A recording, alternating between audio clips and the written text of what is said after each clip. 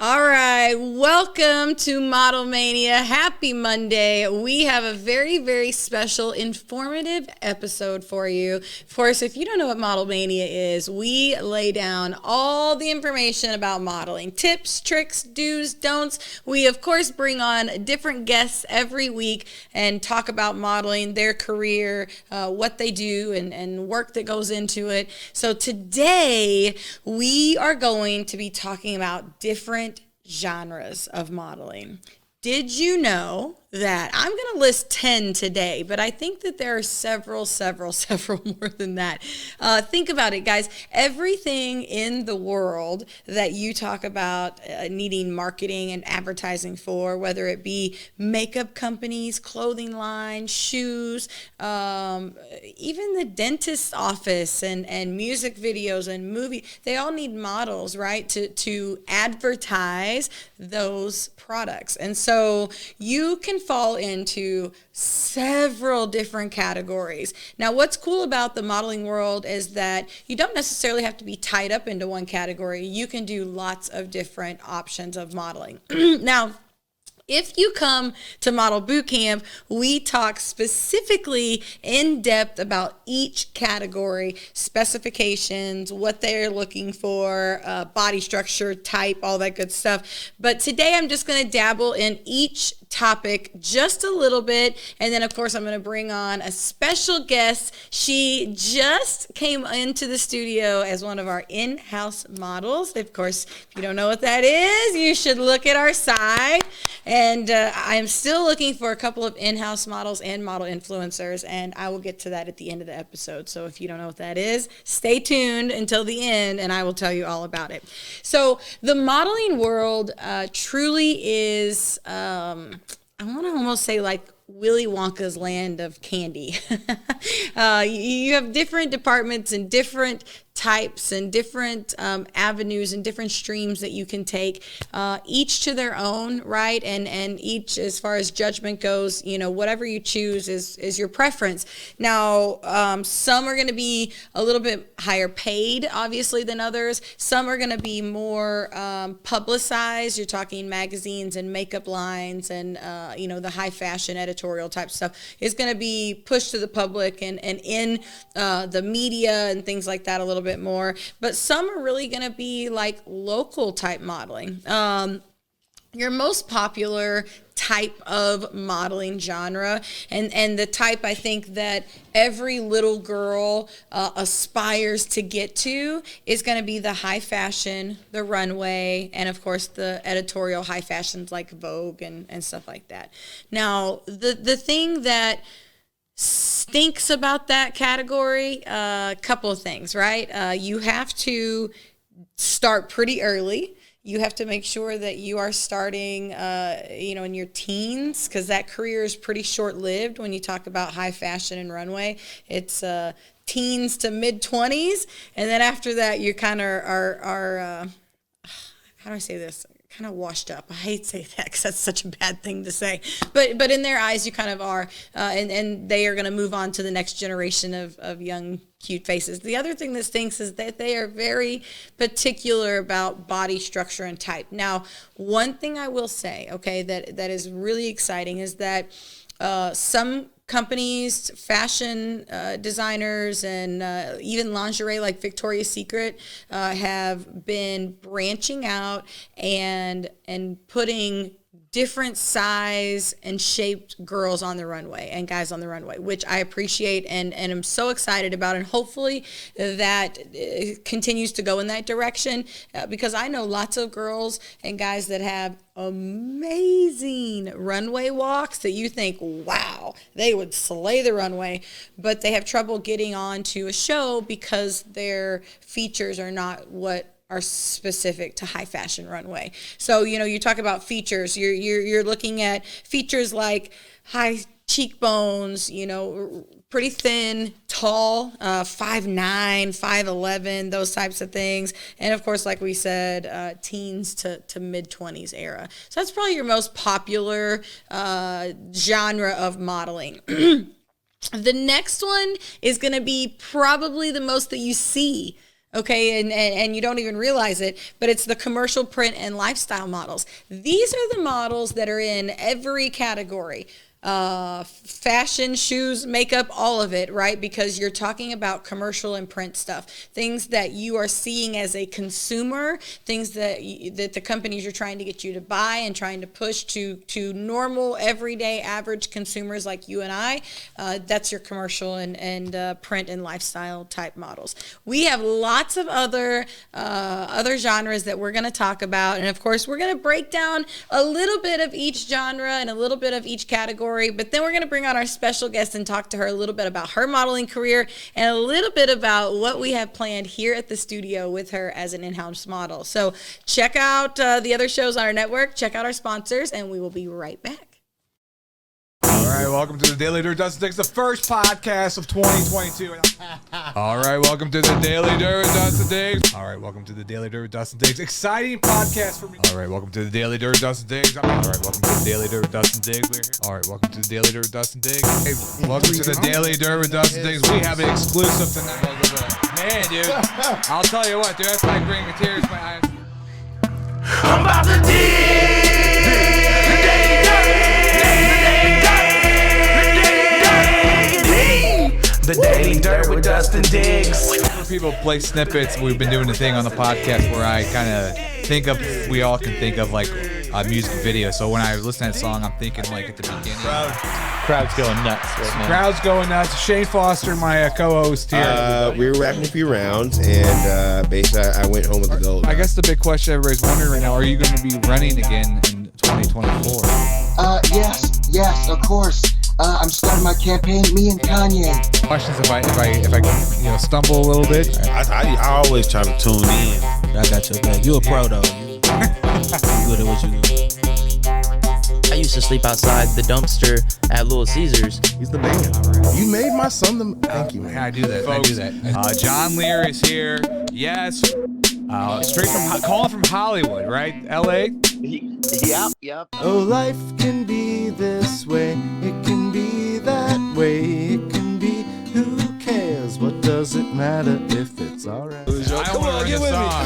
Come on, man. And they're always glad you can. Moments like that is the reason I built this studio. Yeah. To have artists like you come in and do things like that. That was awesome. That was a clip in itself. That was a moment. That was a moment. That was a moment here at the Daily Dirt. Hey, welcome back to Model Mania. Of course, I'm your host, Brandy Thomas. I'm coming to you right here from the Artists United Network suite inside Soulful Illusion Studios. We are a pretty special episode today because we're talking about all the different genres of modeling, okay? So we're breaking down the different areas in which you can model, okay? Because there are so many different types of modeling.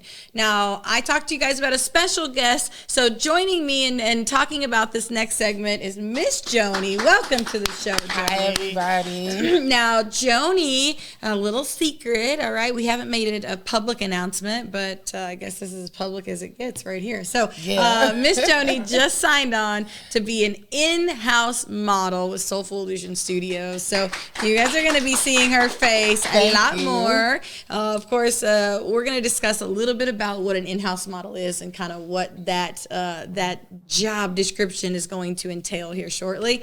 But first of all, we're discussing the different genres of modeling, okay? And so when you came to me, one thing you said to me was, I don't know if you want bigger girls. All right? And so I said, I want any kind of model, which I totally do. And I think that representation is key. So talk to me a little bit about, first of all, the name of your Instagram is Diary of a Fat Black Model. Why did you go with that name? because I don't think people understand what that experience really feels like. And of course, I needed to grab everybody's attention. And Diary of a Fat Black Model, it just kind of rings out. I actually have that on my Cash App card. Do you? And every time I hand it to somebody, they look at it and laugh. Okay, so all right. Kind of like a low key way of marketing. Yeah, but at the same time, yeah. like grabbing people's attention. Yes. And then a lot of people feel like it's controversial to call yourself a fat black model, but I feel like I'm owning and taking back the power that people make out to be a bad thing. Okay. And it's really, in my eyes, is not a bad thing at all. And I want people to start getting used to that. Yes, I agree. So we're talking about modeling, okay, and just the progression of modeling. And I think I've talked about this and discussed this with guests prior on the show.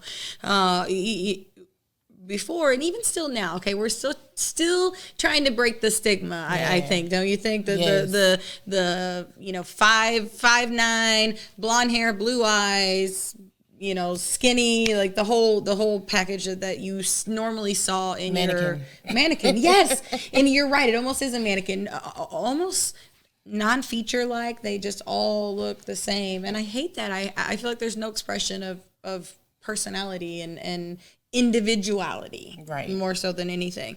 So talk to me about starting modeling. How long have you been modeling, and why did you decide that you wanted to model? So I've been modeling since 2015 officially. And the crazy part is I just did it on a whim. I was tired of hearing my mother and her friends say, "You really need to model." Okay. I'm actually a tomboy. A lot of people don't know that about me. Okay. I played basketball. Okay. So never in my wildest dreams did I think I would be modeling until my mother has a friend who has been doing plus size modeling in Paris for years. And I walked in the house and she was just like, "Oh my God, who is that?" She was actually there for somebody to coach someone else. And I walked in the door. I'm talking about basketball shorts, t-shirt, basketball in hand. And she was like, "Oh my God, who is that?" Yeah, oh my God. And I was like, okay, maybe this is something I really need to look into. So I went to a boot camp for Dangerous Curves back in 2015. And immediately when I walked in the door, my mentor, Anthony Freeman, was just like, I'm going to call you again.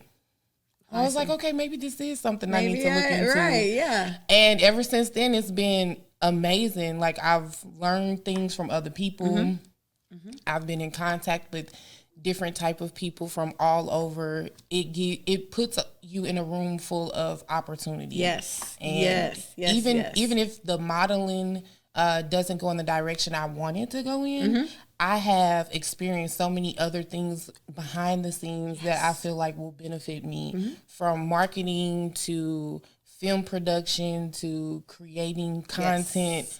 All of it has been going hand in hand, and I just feel like it's a way to express myself finally. Yeah, to finally express you. You get to express yourself, exactly. not what everybody expects you to be. Exactly. I love that. So what I love is that, like, you guys have heard, a little bit about my story and why, I started doing photography, jumped in and doing it full time. And it's just because I love to make people see what I see in them. Right. So I love that your story has that history to it, that you heard everybody saying what they saw in you, and now you finally see it in yourself, and that's super exciting. Exactly. And so the world, for modeling, not only, plus size, we're talking, skin color as well, has been very, very, very controversial and very unaccepting of, what I'm looking at right here beside me, which I think is freaking gorgeous. And even now, we're still fighting it. Like, even like Lizzo, she's not a model, but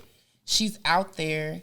And she could be doing the same thing that another icon is doing, and it will be looked down upon because of her size. And so I just want to become one of those people that's out there fighting against that. Like, we do the same thing everyone else does. Yes, exactly. We're high fashion, we're couture. We pay big bucks for those brands and those designers, and we just want to be respected and looked at accordingly. Exactly. So. Like, you're a person. Your outside is only as thick as your skin, and so, what's on the inside is it's good. That's good. I love that you say that. That's really good. I in the modeling world in general, I think that thick skin is important. Very important. But I would imagine being a plus size model, you probably get some pretty jabbed comments. Does that happen to you? Yeah, all the time. From maybe even Mean Girls or even guys. I know a plus size model who has guys, and she's an erotic plus size model. So she's of course doing nudes and bathing suit, or lingerie type stuff. So her stuff is a little more erotic, and she gets guys that are very mean and very cruel to her. Oh my God. How do you deal with some of that stuff when that happens? I actually had that happen to me. One of my first pictures, I was on a car. And it got shared. I'm not sure if it was him or someone else who was in his behind his Facebook, but it got shared and reposted. Like, would y'all look at this? Look at what she's doing to this car. And at first, of course, natural reaction, you want to spaz. Yes. You want to just go off and go off the hinges. Yes. But I took my time and wrote a very long post and reshared his on my social media and was just like, this is why I do what I do. This is exactly why you do it. This is the very reason that I model, because I need everyone to start changing this narrative. This narrative has to be changed and it has to be destroyed.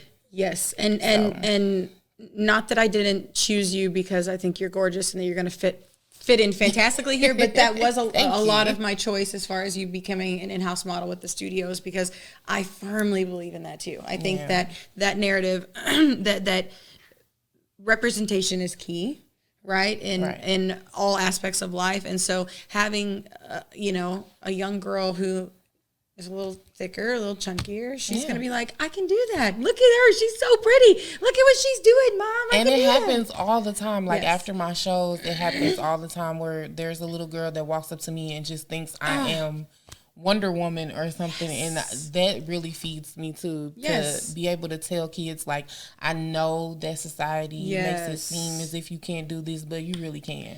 And little kids are so mean. We talk about this all the time, about how middle school and high school girls especially are so mean. So being different or having a different body shape or size, you are doomed almost as a middle or high schooler, because you're going to deal with that bullying and the trauma. And the crazy part is that those little kids only go from mean little kids to mean adults. Oh, I agree with you. I mean, especially as a plus size model, you still deal with the same things that you dealt with when you were younger. Yeah.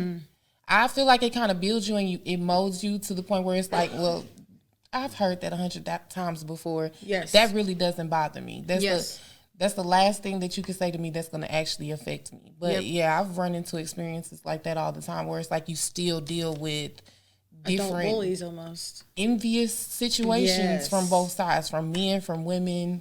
It's crazy. I always call that jealousy. I mean, I'm just saying, like, if you have to be that mean to somebody, then I just feel like if you have to go out of your way to be mean to somebody, then obviously you are a little envious of something that they have. So most time it's the security you have. Yes. Oh, yes. That is so good. You big. Yes. I expect you to feel some type of way about your weight. Yes. Yeah, I love my weight. You love yourself, every inch of you. I love that. And I felt that in your interview. I felt the confidence from the time you walked in the door. Good. I was trying to make sure. That was there. I love it. Okay, so let's talk a little bit. Of course, yes, Jhoni is a plus size model. However, the cool thing about that is that she doesn't have to fit just into the plus size category. Exactly. What is also very cool about plus size modeling, and we talked about the world breaking its cycle a little bit, or the generational cycle that we have saw as modeling has progressed, is that these clothing lines and all of these companies are starting to realize that there are millions of Jhonis in the world. There are millions of Brandy shapes in the world. There's millions of every shapes in the world. So why not have that representation within your company? And like I said, representation is key in everything, even marketing. So for them using models that are plus size, you're now appealing to all the women that also look like you, because they are now seeing the products and the clothes and that makes them want to go buy the products and the clothes, et cetera, et cetera. So that is really, really exciting. So I think that commercial print lifestyle is a huge, huge, huge thing. Lifestyle, especially. Yes. Like, there's huge opportunity in lifestyle.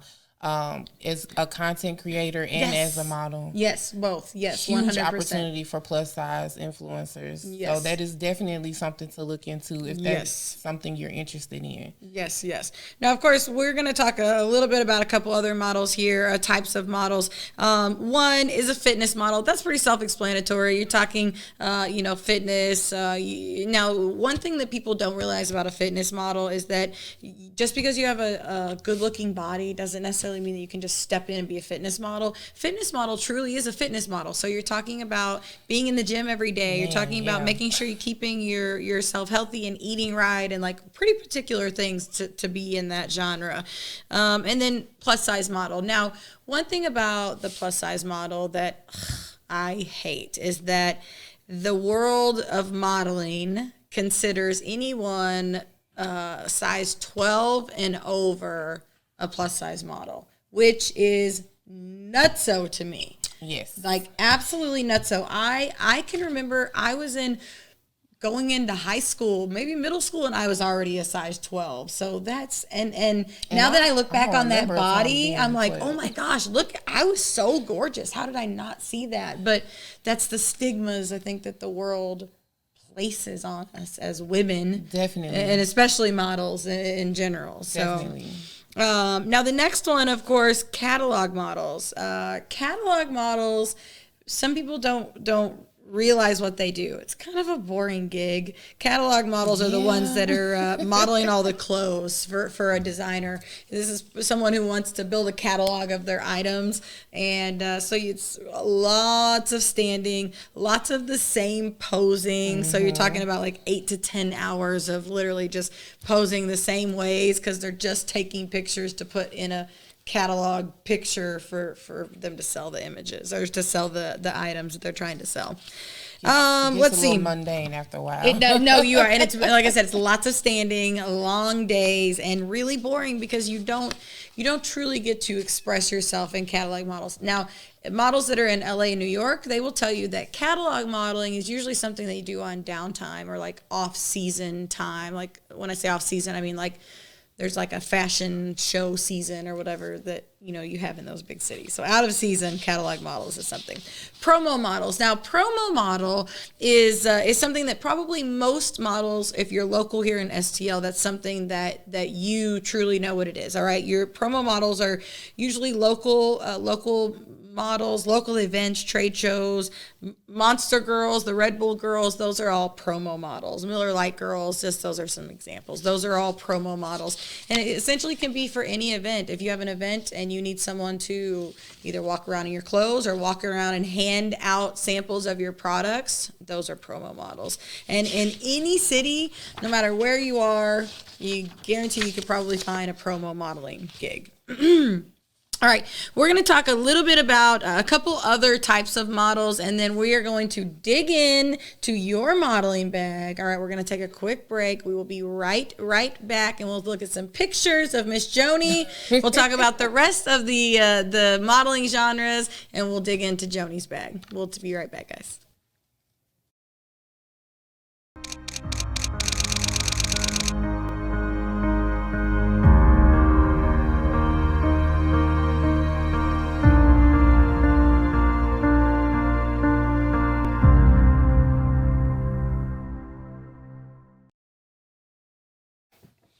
Hey, welcome back to another episode of Model Mania. I'm your host, Brandy Thomas. Of course, we are here with our guest today, Miss Jhoni. Hey. She, of course, can have the title of Soulful Illusion Studios in-house model and model in general. Thank you so much for joining me today. I'm super excited, not only to have you on the modeling team for the model program here, but also to just chat with you about modeling in general. First of all, before we dig into more of the genres, I want to look at some of your photos. All right. So let's look at some of your Instagram pictures and just talk to me. Of course, I like to shout out the photographers and just kind of talk to me about, this is one of my favorite photos of you, by the way. Who took this picture? Raymond Kennedy Jr. Because Raymond Kennedy Jr. We love him. He does great work. He was just here in St. Louis, wasn't he? Yes, he was. I think he just left either last night or this morning. Yep. Yeah. I saw him posting about being here, so and telling everybody I'm going to be here. Super professional, which is one of the things that is really, really important for anybody who is beginning. Be very, cautious and discerning about who you work with when it comes to a photographer. Yes. And I have to say Raymond is one of the most professional, and he also has a very charismatic way of getting your guard down and making you feel like you are a model. Like you're a diva. Exactly. Yeah. That's he has great. a way of kind of loosening up the tension in the room. Yes. He also has an ability to make you feel very beautiful. Yes. And instead, because there's a lot of times where we're like, I have no idea what I'm doing. I don't know what it is that's going on. And then we could start critiquing ourselves. And he has a very good way of telling you not to do that. Yes. And then letting you know what's flattering, what's not flattering, how to move, where to go. I love that. I think as a photographer, it is so incredibly important to be able to do that during a photo shoot. That when you talk about doing that, you talk about truly getting the best quality of photo out of your subject. No tension in the face, no tight smiles, no high shoulders, all that stuff just all relaxes. All of those things I've had issues with. Yeah. But I always get the best pictures from Raymond. I love that. So when he came in town, I immediately had to book with the. Okay, so talk to me about this picture right here. Is this a runway? Yeah, this is a runway picture. Okay, all right. 2019 Afropunk in St. Louis. Okay. For Rebellious Designs. Okay. I absolutely love her. It's a very fun, funky way to spiritual fashion. Is this real? You have a really nose ring, or was this a fake clip-on? I do thing? have a nose ring. You do? So okay. Yes, so that's real? Okay. I was like, that's so cool. Yes, ma'am. That was real. And I just wanted to capture Afropunk and its essence of Afropunk. Yes. If no one knows, Afropunk is like the Coachella of the nerdy, weird African American community. It happens in Harlem every year. And we decided to bring it here to St. Louis. Very cool. That was actually my first time, not just modeling, but I was also a model coordinator. So I actually came up with like the makeup and theme. For each model. For the models for the designer we worked for. Okay, which is spiritually anointed. That's who I walked for. So tell me about that. How was that so not only your first time walking the runway, but you also got to help put kind of the design, not the designs together, but put the looks together. It was just my first time becoming a model coordinator. Okay. I kind of collabed with the designer just to kind of take tension off of her with the models. I just kind of concentrated on the models themselves, what their makeup look would be, but it all went off of that designer. Whatever her vision. Whatever her vision was. Yeah, her vision was she wanted to do very high fashion music, very high fashion pieces that were different, but tie them into Afropunk. So very cool, very cool.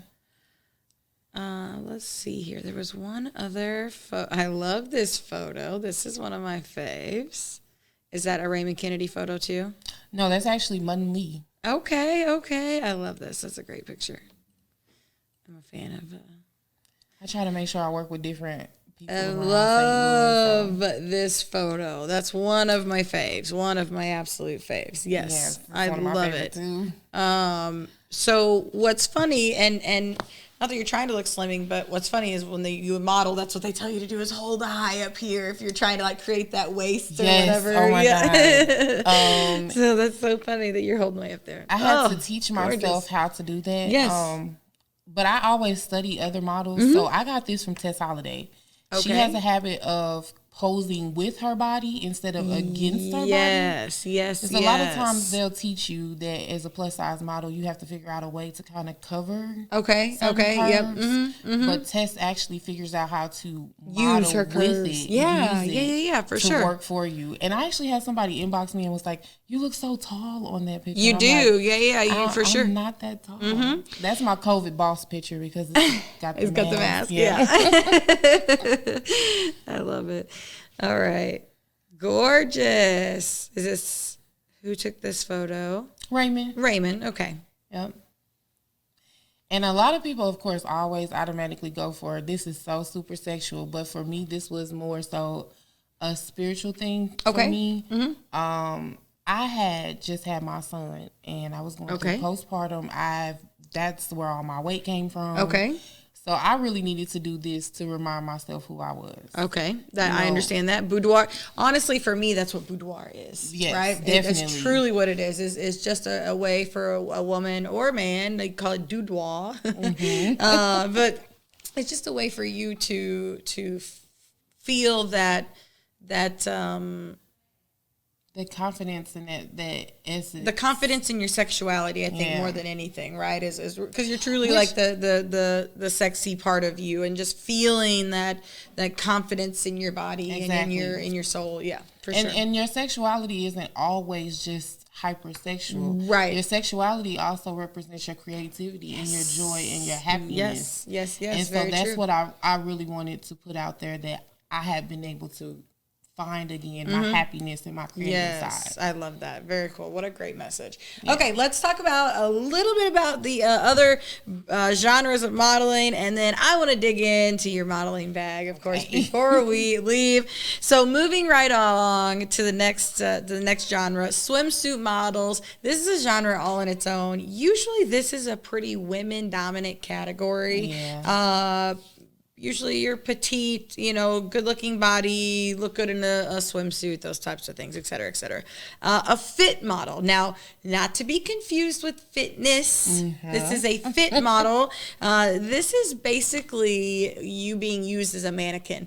Designers are essentially using you and sewing their garments around your body and just using you as their structure. So, again, this is a downtime type modeling thing. You want to make sure that you can stand for long hours. You want to make sure that you're okay getting stuck with needles and pins, because that's going to happen as they're sewing their stuff on you. And, of course, it's downtime. Now, one good thing about being a fit model is this is a perfect opportunity for you truly to get to network with the designer, because the designer is there in the room. They're sewing the garment on your body. You get a chance to talk to them if they are, if they talk during construction of their garments. Some don't, some are weird, some do. So if they're talking and engaging, but you really get a chance to network with them, and then in turn they may remember you and use you for a show down the line, or maybe they become famous and you just stood out to them and they're like, I have to have her in my show, and next thing you know, you're walking the runway in Paris. So, but you do have to be okay with getting stuck and pinned and prodded, okay, to be a fit model. Next is mature models, okay? One episode we talked about what is a good age to start modeling? What is a good age to be a model? There's really no age, because everybody needs a model at some point in time for something, no matter what age range it's appealing to. So mature models is the next genre. This is anyone 40 and over, and seasoned, usually beauty companies, right? Products and creams. That's a big thing for a lot of the older women as they season out of the other types of modeling. Body parts model. Okay. Body parts. Pretty simple. Feet. Hands. I have a friend who wants to she's going to be so mad at me. I have a friend who wants to create an OnlyFans and takes pictures of only her feet. You know what we're going to call it? It's actually very lucrative, though. Isn't that so weird? I hate feet, first of all. It's definitely different. I hate feet, but you know what I told her to call her page? Toes and Hose.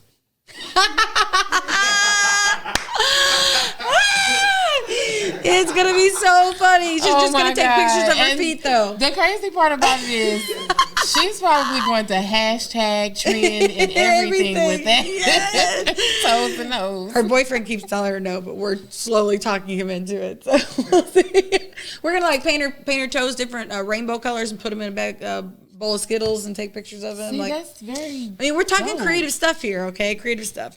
Anyway, body parts models.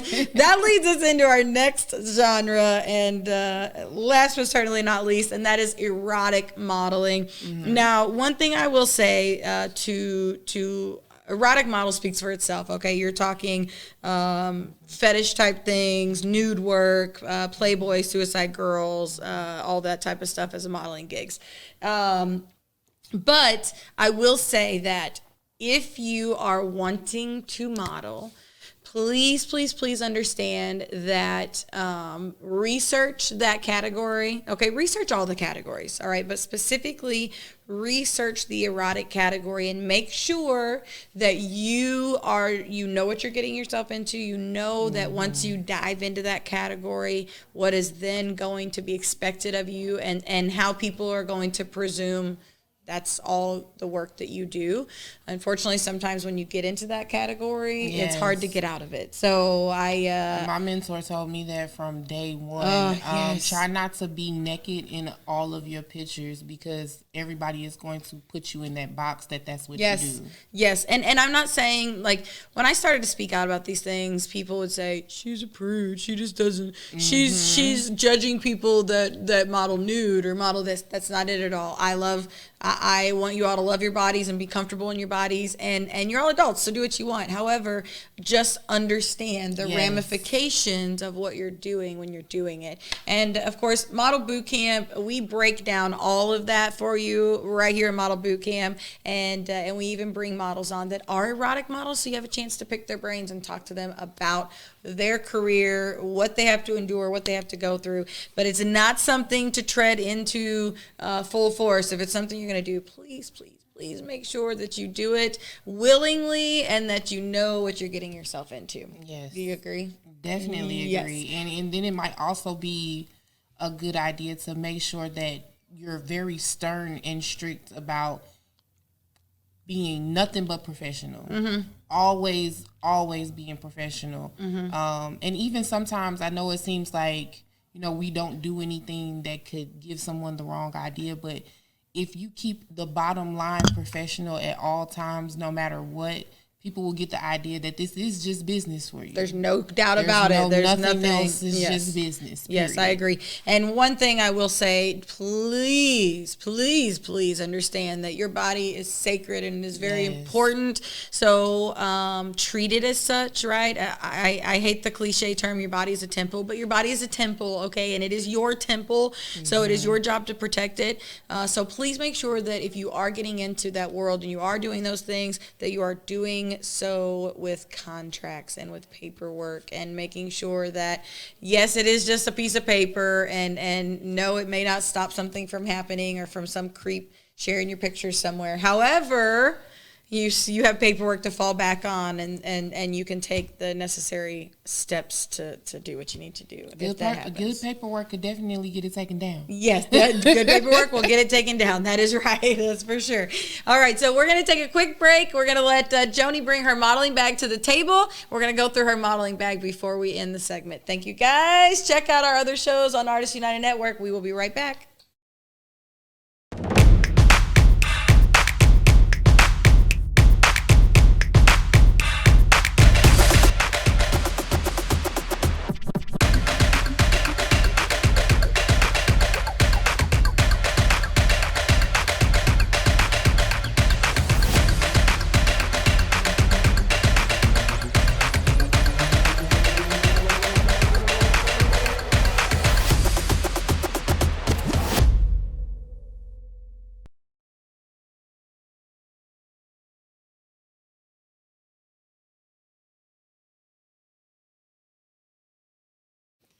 Hey, welcome back to Model Mania. I'm your host, Brandy Thomas. We, of course, are here with Miss Jhoni, new in-house model for Soulful Illusion Studios. We like to do a little bit on our show where we dig into your modeling bag. So that's what Miss Jhoni has here, and we're going to let her walk us through what she has in her bag at all times, must-haves in the modeling bag. So just to mention a couple of items I don't have because I just had a shoot yesterday, so I had to take them to the dry cleaner. You must always have a good bra, especially as a plus size model. Yes. Always have a good bra. Always have good shapewear. It's very key to make sure that you have different kinds. So a short set, a panty set, and a full body set are always good to have, depending on what outfit you have on. Okay. I'm kind of blessed up here, as y'all can tell. So I actually, if I have a strapless outfit, I use body tape. Okay, I was about to say I keep body tape in my makeup room, and that's sometimes athletic tape works really good depending on the your body keto structure. tape. Have you ever used that? That's actually I have. Good. Yeah, keto tape is good. And so you guys wouldn't know what we're talking well. about, but of course I had a shoe yesterday, so I used everything. Yep, it's no longer here.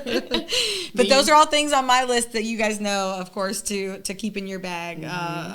Whether that be nipple covers or even nipple tape, you call it, whatever. Yeah, exactly. But you never know also when you're going to be wearing something sheer and you just need to cover your nipples up. Yep. All right, what else do you have in your bag? So then I also make sure that I have a pair of pumps. It's good to have black and neutral. I just bought my black ones today. Good Make sure that they're closed-toed. Yes. Always want to make sure they're closed-toed because for some strange reason, when you have open-toe, you kind of tend to slide, and that can mess up your walk just a little bit. And for me, because I'm a feet person, so when I do a casting call, if I see toes, it just kind of like almost turns me off to the whole look. I'm just saying, unless they're painted and they're pretty and they're perfect. But if you're not painted and they're not pretty and they're not perfect, then I'm like, ooh, I can't even do it. So yes, but yes, closed toe is essential. It's not just me. It's like that's a industry standard thing is to have closed-toed pumps, whether they're nude or black. So. And it's actually it's a good idea to do that for safety reasons because the last thing you want to do is trip or stumble while you're walking. It's not a good thing. No. Nope. All right. What else do you have in this bag? I know it's all shiny, but I have my handy dandy makeup bag that has everything I need in it. You want to make sure you have foundation that matches to your skin tone in case the makeup artist does. Yes, even if they hire a makeup artist, I 150 million% always recommend bringing your own foundation. Sometimes they have the skin tone. Sometimes they just can't match your skin tone, and it just helps, and it makes the process a lot smoother, a lot easier. I'm glad you said that. Very good answer. And I actually have my full bag because I had to learn how to do just a basic face in case. Let's say, for instance, they don't get to you in the back. They have so many girls and they don't get to you. You can hurry up and run in the bathroom, do a little basic face, and then, because usually industry standard is going to be like a natural, very, very natural look. Yeah. So you just run in, do that real quick, and then you're ready to get on the runway. On the runway. Yes, very good. All right, what else? I also have water and a healthy snack. Water and a snack is very important. It's very important because if you overeat or you eat anything heavy, you can become heavy on the runway, and that causes issues. Yes. You want to stay hydrated because most of the time, lights keep you very hot. Yes. If you're walking for a very long time or extended time, you can become exhausted. Just always make sure that you have water. Yes. There's no telling how long you're waiting in the back, what kind of conditions you're waiting in the back. Yep. Always stay hydrated. Right, because you guys think about, being on a set, really, truly, you don't know what kind of set you're on. Are you outside? Are you in the heat? Are you in a building that's freezing cold? Are you able to sit down? Do you have to stand in your heels? What are you having to wait in while you're waiting on the production team to prepare to film or whatever? There's so many things that you have to make sure that you keep water, keep a snack. You just don't know how long you're going to be there when that thing's. All right. What else do you have? And then I also have my Shein bag. I know y'all love. We love Shein. Shout out to Shein. We're gonna try our darndest to become a Shein ambassador or something. Affiliate. I'm trying. I'm working on it myself. Inside of bags like these, I just love how they have these bags with your outfits neatly put in them because that made everything so much easier yesterday. I just had to throw these bags inside, and that's very good to have in case you have lotion, perfume. Do you keep these bags and use them? Yeah, I use them. I know a couple models that do the same thing with their because Shein you don't bags. want to end up with some type of oil stain, and then it shows on camera. It could ruin a picture, or it could ruin marketing for the designer that you're working with. Yes. You don't want to ruin their clothes by your clothes accidentally touching theirs, anything. Yep, exactly. Also, inside of this particular bag is my robe because if I am getting my makeup done, I don't, again, want to ruin any of their clothing. Yep. I want to make sure everything stays neat. And then it's always a good idea just to have on a robe in case you're having to wait a long time in between changes. Or if you're having to walk, I know like here at the studio, you're having to walk from set to set. And of course, if you're in the bathroom, so if you are in, especially if you're, doing boudoir type or something like that, scantily clad type things, you want to make sure that you're able to cover up. This is a media production studio here, so there's several people here at any given time and day, any of the week. So you just want to make sure that you can cover yourself up. So. And then the next thing I have is my handy dandy wig brush. Yes. Like I said, I like to be outside of the box. I don't want anybody putting me inside of a box, so I wear wigs. Okay. So that I can give you any kind of look you need at any given moment. And my wig brush makes sure that those wigs stay nice. Nice. Okay. I do have my handy dandy wig brush. Very cool. I love it. And very good. Next to my wig brush, a lot of people don't even think to grab this, but it is a sewing kit. Reason being is if you accidentally rip something, even down to your shapewear, anything like if they had you happen to bring leggings or an undergarment and you rip a hole in it, you can just sew that bad boy up in minutes and then still be ready for the runway. Yep. So I make sure that I keep one of these. Yes, that is on my list, and you're right. A lot of people don't think to put that in their bag. It's a lifesaver, I think, at some points because you never know. Putting your leg in even a pair of jeans, it's got a hole. You could rip something. You just never know. Especially doing it quickly. In the back, I actually had this happen to me yesterday. My skirt started splitting up too high. Oh no! Yeah. So I just had to tack it back together just a little bit. But just to keep it put. I love it. It's definitely a good idea to keep stuff like that emergency kit because you never know what is going to happen, especially at a show. So. No, you're totally right. I love your bag. All right, we talked. You talked about what wasn't in here, what's normally in here, but that would have been my only couple of suggestions.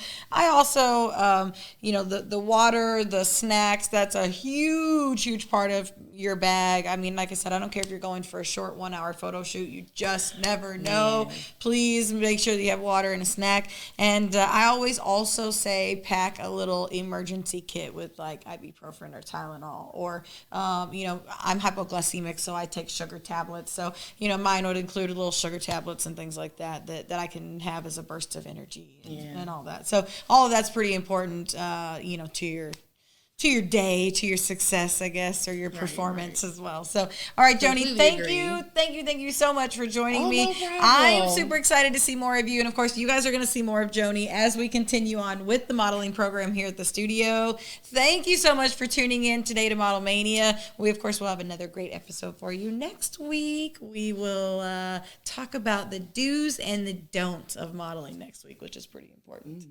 All right. Okay. Thanks so much, Jhoni. Have a great rest of your day, guys. Peace and love.